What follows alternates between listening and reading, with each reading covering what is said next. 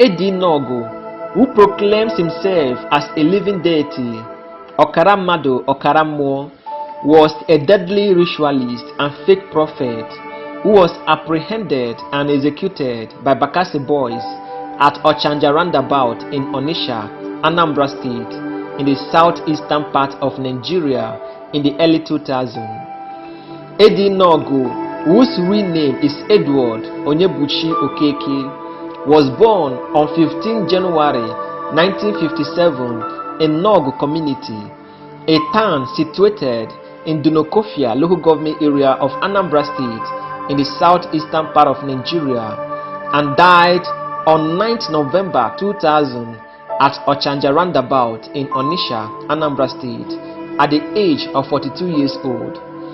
He was executed by the Bakassi boys in front of a huge crowd at the popular Ochanja roundabout in Onitsha.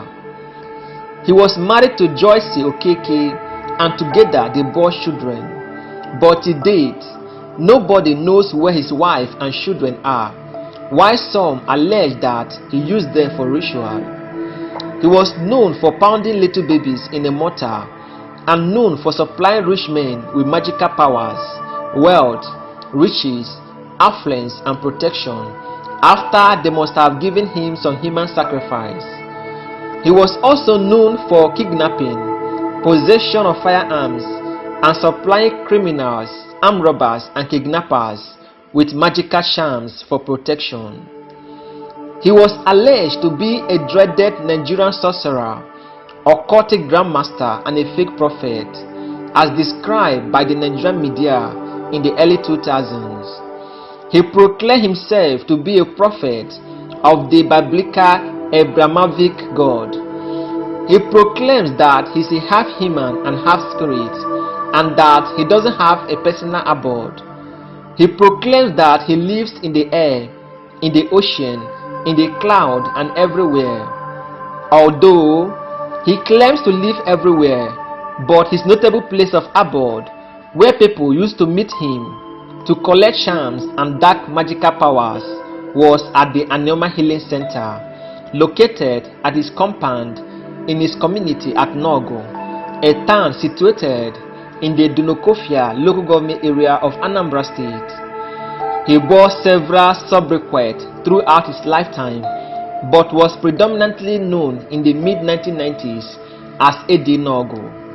At the age of 29 years old, Eddy Nawgu formed an organization named the Anoma Healing Center, and the physical location of the organization was at his compound in his community at Nago, a town situated in the Dunokofia local government area of Anambra State. During the mid-1990s in Onitsha, Anambra State, Eddy Nawgu had become a notable religious leader.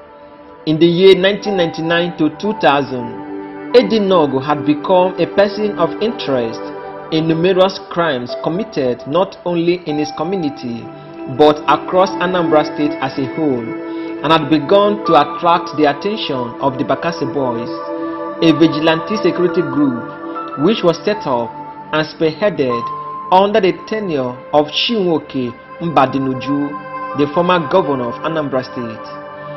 The Bakassi boys allegedly weren't like any conventional vigilante group, as they supposedly harnessed metaphysical powers, otherwise referred to as juju in Nigeria, which they allegedly used to aid them in tackling nefarious activities and persons.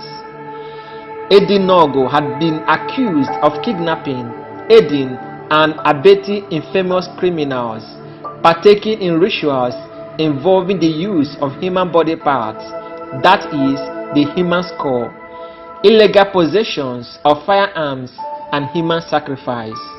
The Bakassi boys, who had been credited for being able to apprehend defaulters of the law with minimal efforts due to their supposed metaphysical abilities, had come to meet their match when they fell 13 times in their attempt to capture Eddy Nawgu, due to the fact that he allegedly could defy the rules of conventional physics and had the ability to teleport whenever he was confronted by the vigilante group.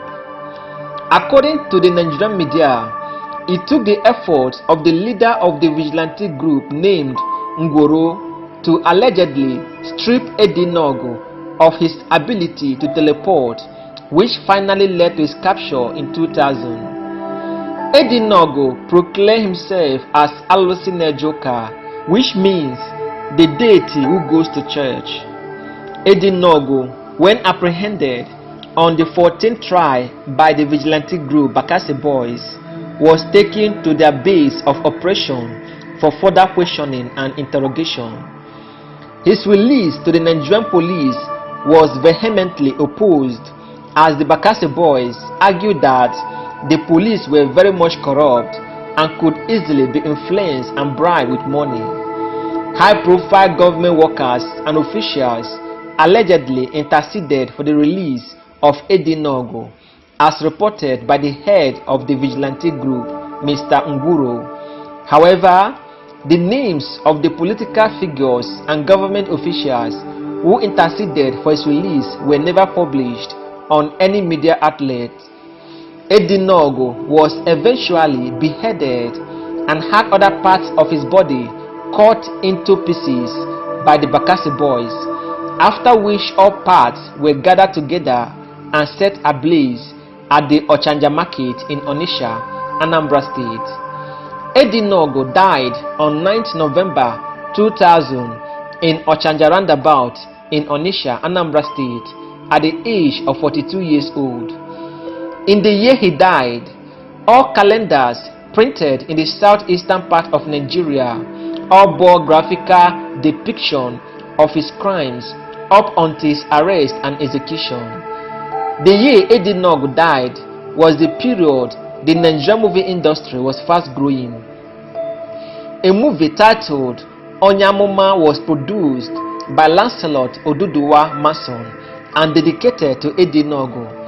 It was a depiction of the rise and fall of Eddy Nawgu. The movie featured veteran actors like Nkem Owo playing the role of a false prophet. Another Nigerian movie produced by Lancelot Oduduwa Mason immediately after the death of Eddy Nawgu in the year 2000 was titled Esakaba and dedicated to Eddy Nawgu. It had 4 parts, in which the very first part of the movie showed the formation of the vigilante group and also the tremendous effort put into the capturing of Eddy Nawgu, in which the Nigerian actor Zulu Adigwe played the role of a false prophet. Another Nigerian movie that was dedicated to Eddy Nawgu was The Last Prophet, which featured Nigerian actor Zulu Adigwe playing the role of a false prophet.